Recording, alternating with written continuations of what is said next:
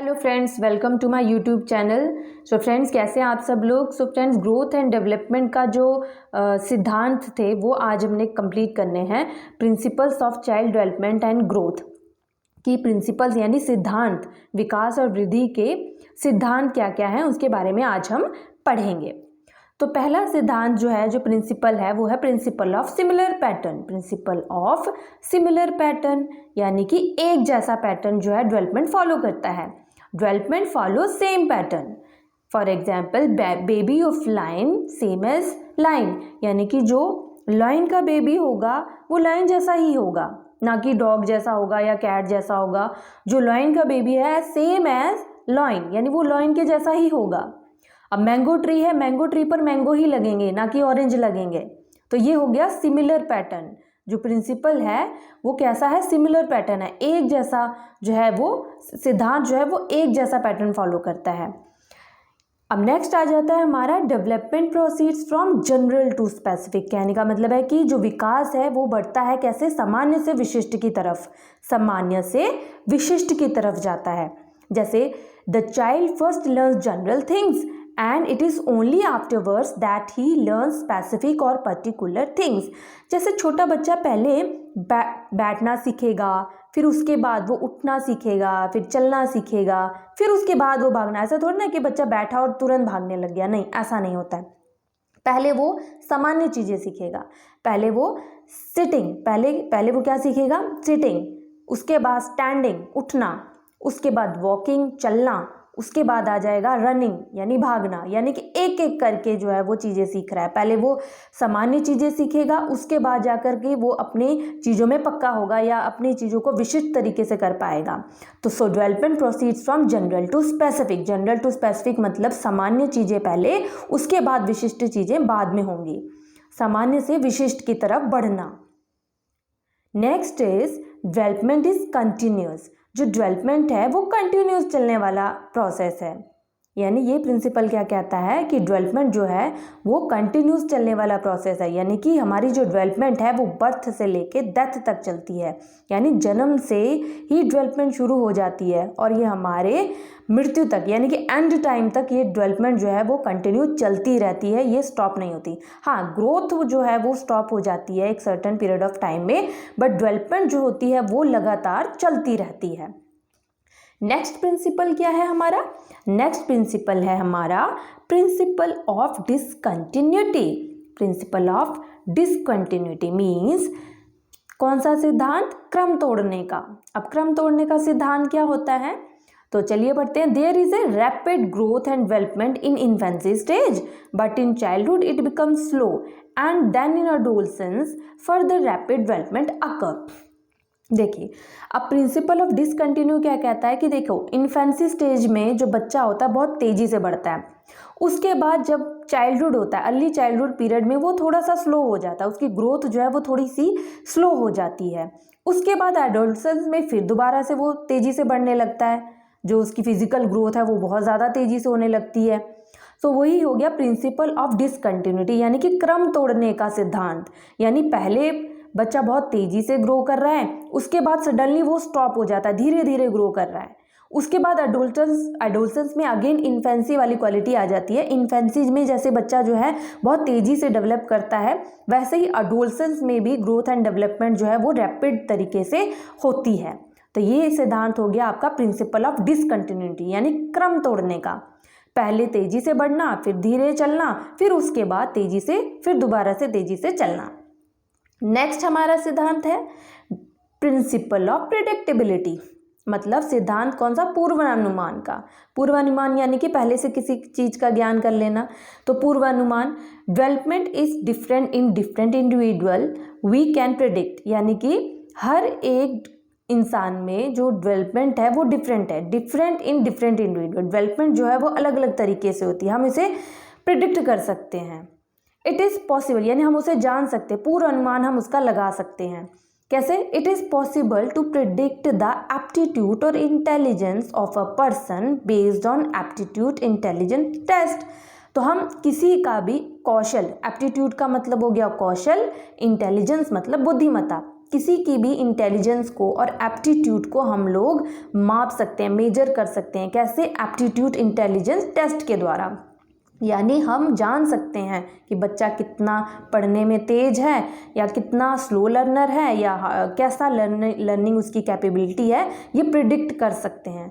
तो ये है प्रिंसिपल ऑफ प्रिडिक्टेबिलिटी, पूर्वानुमान लगाने की का प्रिंसिपल। ठीक है, तो ये हो गया सिद्धांत कौन सा? पूर्वानुमान। नेक्स्ट आ जाता है हमारा principle of individual difference. Principle of individual difference मतलब व्यक्तिगत मतभेद। Every person is different in some extent.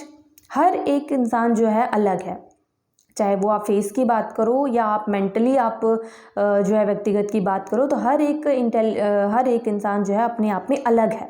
कोई भी सेम क्वालिटीज़ हो सकती हैं, बट मगर अगर हम बात करें तो कुछ बच्चों को बहुत जल्दी लर्न हो जाता है, कुछ बच्चों को थोड़ा स्लो लर्नर होते हैं। So not two persons are actually same. किसी का इंटरेस्ट अलग है, किसी का एटीट्यूड अलग है, किसी का एप्टीट्यूड अलग है, किसी के इमोशंस अलग है। तो हर एक की दिलचस्पी, मनोभाव, कौशल, भावनात्मक जो है वो एक जैसा नहीं रहता, सब में अलग अलग होता है। तो ये हो गया प्रिंसिपल ऑफ इंडिविजुअल डिफरेंस, यानी कि हर एक इंसान जो है अपने आप में अलग है। उनका सोचने का तरीका अलग है, उनका जो लर्निंग की कैपेसिटी है वो अलग है, उनका एप्टीट्यूड अलग है, उनका एटीट्यूड अलग है, इंटरेस्ट जो है उनका अलग है, भाव उनके अलग अलग हैं। तो ये हो गया हमारा principle of individual different. Seventh principle जो है वो कौन सा है? सेवंथ प्रिंसिपल है development is caused by both heredity and environment. Means जो डेवलपमेंट है, हेरिडिटी को क्या कहेंगे हम? आनुवांशिकता। और एनवायरनमेंट यानी पर्यावरण। So an individual is product of both hereditary and environment. जो एक इंडिविजुअल है यानी एक इंसान जो है वो किसका मिक्सचर है? हेरिडिटी और एनवायरनमेंट दोनों को मिक्स करके बना हुआ है। Both heredity and environment play a significant role in physical, intellectual and emotional and social development of the child. यानी कि हेरिडिटी और एनवायरनमेंट दोनों ही अपना बहुत ही अहम रोल निभाते हैं, फिजिकल ग्रो करने में, शारीरिक ग्रो करने में, इंटेलेक्चुअल को बढ़ाने में, बौद्धिक रूप से, भावनात्मक रूप से एंड सोशल सामाजिक विकास में हेरिडिटी और एनवायरनमेंट दोनों ही इम्पॉर्टेंट रोल प्ले करते हैं। ये नहीं कह सकते कि हेरिडिटी अकेले रोल प्ले करती है या एनवायरनमेंट अकेले रोल प्ले करता है, नहीं, दोनों का मिक्सचर होता है।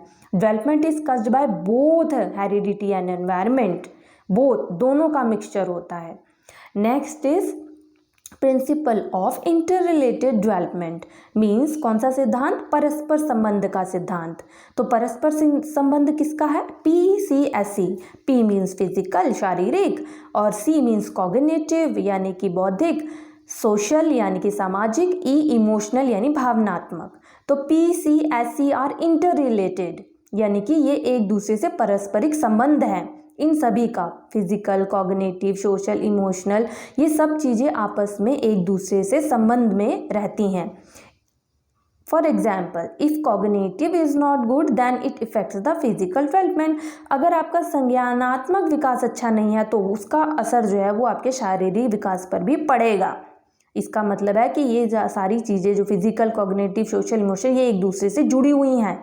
अगर आपका कॉग्निटिव अच्छा नहीं होगा तो कहीं ना कहीं आपके शारीरिक विकास में उसका असर पड़ेगा। तो ये हो गया principle of inter related development. Next principle आ जाता है हमारा principle development occur at different rates for a different part of the body. Means different aspects of physical and mental trait develop at their own rates and reach maturity at different times. कहने का मतलब है कि जो physical development है और मानसिक trait, जो मेंटल डेवलपमेंट है वो अलग अलग तरह से होती है। कभी कभी फिजिकल डेवलपमेंट हो जाता है और मेंटल डेवलपमेंट नहीं होता, और कभी कभी मेंटल डेवलपमेंट हो जाता है बट फिजिकल डेवलपमेंट, शारीरिक रूप से जो है वो डेवलपमेंट नहीं होता है, यानी कि बौद्धिक विकास हो जाता है और शारीरिक विकास नहीं होता है। तो इस तरह की कंडीशन भी देखी जाती है डेवलपमेंट में। ठीक है, in some areas bodily growth में be rapid while in others it में बी स्लो। कहीं कहीं पर हमारी बॉडीली ग्रोथ जो है वो बहुत ही तेज़ी से होती है और कहीं कहीं पर जो है वो बहुत ही स्लो हो जाती है। यानी कभी हम इंसान फिजिकली तो बहुत अच्छे से डेवलप हो जाता है, पर मैच्योरिटी उसको बहुत बाद में आती है, यानी परिपक्वता जो होती है वो बहुत ही लेटर डेवलप होती है। तो ये ऐसा भी डेवलपमेंट, ये भी डेवलपमेंट में देखा जाता है। Development occur at different rates, इसका मतलब development occurs at different rates for a different part of a body. Next principle is development occur as a whole, यानी कि डेवलपमेंट जो है वो हमेशा पूरी होती है। An essential characteristics of growth and development is that the individual grows and develop as a whole, यानी कि एक बहुत ही essential character, बहुत ही महत्वपूर्ण जो है ये इसका डेवलपमेंट की कैरेक्टरिस्टिक है कि ग्रोथ जो है, डेवलपमेंट जो है वो क्या होती है, पूरी तरह से होती है। डेवलपमेंट कभी भी अधूरी नहीं होती। कैसे होती है? पूरी होती है। Development occur as a whole, यानी कि जो PCSC है, जो फिजिकल, कॉग्निटिव, सोशल, इमोशनल, यानी शारीरिक, बौद्धिक, सामाजिक और भावनात्मक, ये सब क्या है? इंटरडिपेंडेंट है, एक दूसरे पर निर्भर हैं, अन्योन्याश्रित हैं, यानी एक दूसरे पर क्या है? अन्योन्याश्रित हैं। ये एक दूसरे पर इंटरडिपेंडेंट है, एक दूसरे से जुड़े हुए हैं। ये इंटर रिलेटेड भी हैं और ये इंटरडिपेंडेंट भी हैं। यानी कि अगर इन पे फिजिकल पे जरा सा भी असर होगा तो कॉग्निटिव को भी पर भी उसका इफेक्ट जाएगा, और सोशल पे भी जाएगा और इमोशनल पे भी जाएगा। इसका मतलब development occur as a whole, यानी डेवलपमेंट जो है वो हमेशा पूरी तरह से होती है। सो फ्रेंड्स, ये हो गए हमारे प्रिंसिपल। तो ग्रोथ एंड डेवलपमेंट के ये प्रिंसिपल्स आज हमने कंप्लीट कर लिए हैं। तो इसी के साथ ये वाला जो चैप्टर ग्रोथ एंड डेवलपमेंट का है ये कंप्लीट हो गया है। सो फ्रेंड्स, CTET का एग्ज़ाम बहुत ही नज़दीक आ रहा है, तो आप अच्छे से प्रिपेयर करिए। मैं नेक्स्ट वीडियो में और भी टॉपिक्स लेके आऊँगी। सो फ्रेंड्स, आपको ये वीडियो कैसा लगा? लाइक एंड सब्सक्राइब जरूर कीजिएगा मेरे चैनल को। So thanks, bye bye.